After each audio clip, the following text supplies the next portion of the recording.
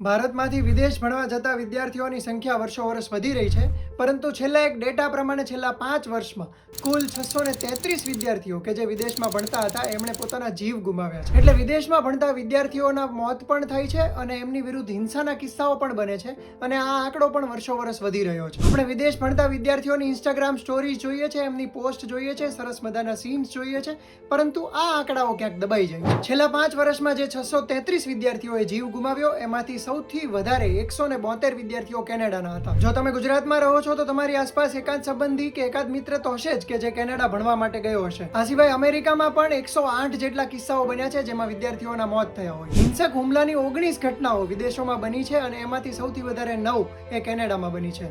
આ સિવાય 6 અમેરિકામાં ઘટનાઓ બની છે. આ હિંસક હુમલાની ઘટનાઓ તો એવી છે કે જે સરકારી ચોપડે નોંધાઈ છે.